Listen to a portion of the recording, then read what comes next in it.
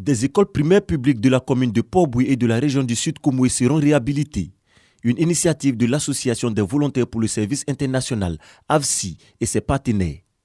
À travers ces actions, ces organisations veulent améliorer davantage l'environnement de l'apprentissage en Côte d'Ivoire. Ce sera l'aménagement des bâtiments, parce que vous savez aujourd'hui que certains bâtiments sont vétustes. Ça va comprendre par exemple tout ce qui est amélioration de la toiture, amélioration d'extension des bâtiments et même aussi tout ce qui est amélioration des espaces liés à la cantine et aussi à l'eau et aux toilettes.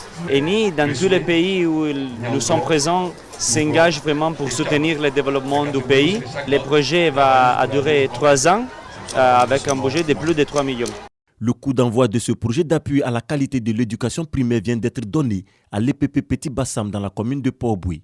Être directeur ici et puis sous ma direction, il est question de rénover l'établissement. Vous ne pouvez pas penser ce que ça me fait. Je remercie vraiment toutes les autorités pour ce geste. AVSI et ENI se tiennent aux côtés de l'État de Côte d'Ivoire, du ministère de l'Éducation nationale dans ses efforts pour améliorer l'environnement de l'école. Le message de Madame le ministre, c'est vraiment un message de remerciement à l'égard de ces deux organisations. Des kits scolaires sont également distribués aux élèves de l'EPP Petit Bassam. Ce sont au total 20 écoles primaires publiques qui bénéficieront de ces travaux de réhabilitation. Les crises liées à l'exclusion de descendants de migrants en Côte d'Ivoire comme ailleurs, expliquées par le professeur Isiaka Mandé de l'Université de Montréal au Canada. Bienvenue au colloque international sur le thème « On les appelle Taboussé ou Taboussi » ou encore Dankassa, les migrants et descendants de migrants d'Afrique de l'Ouest. 2 jours de réflexion à l'initiative de la Fondation Félix Houphouët-Boigny pour des solutions aux crises et conflits politiques nés de la marginalisation dans les pays d'accueil ou d'origine des migrants. En prenant le cas des Haïtiens qui sont nés en République dominicaine.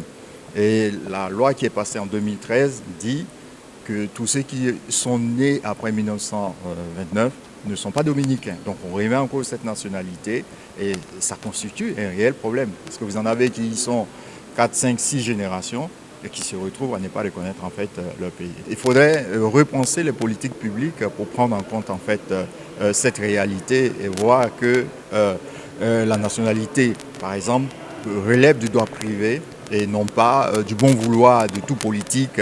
L'intégration des peuples ouest-africains, c'est à cela qu'incite la communauté scientifique.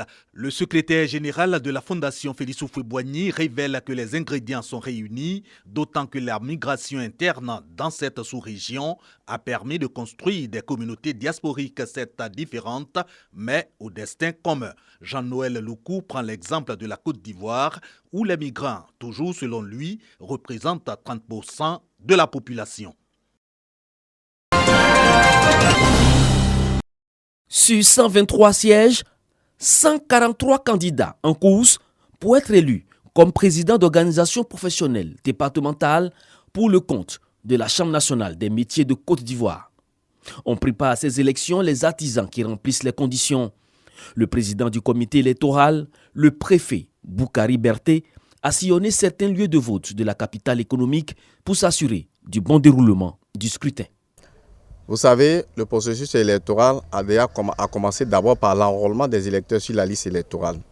Ça s'est bien passé et nous avons abouti à une liste électorale composée de 2613 électeurs. Et c'est ces 2613 électeurs qui ont pris part au vote. Ces présidents qui ont été élus le 27 décembre dernier qui aujourd'hui sont venus élire l'un de leurs comme président des comités interprofessionnels départementaux. Donc pour moi, tout se déroule normalement. Après cette étape, l'élection des présidents régionaux, le 20 janvier 2023. 12 sièges sont à pourvoir. Le 11 février 2023 sera consacré à l'élection du président de la Chambre nationale de métiers de Côte d'Ivoire.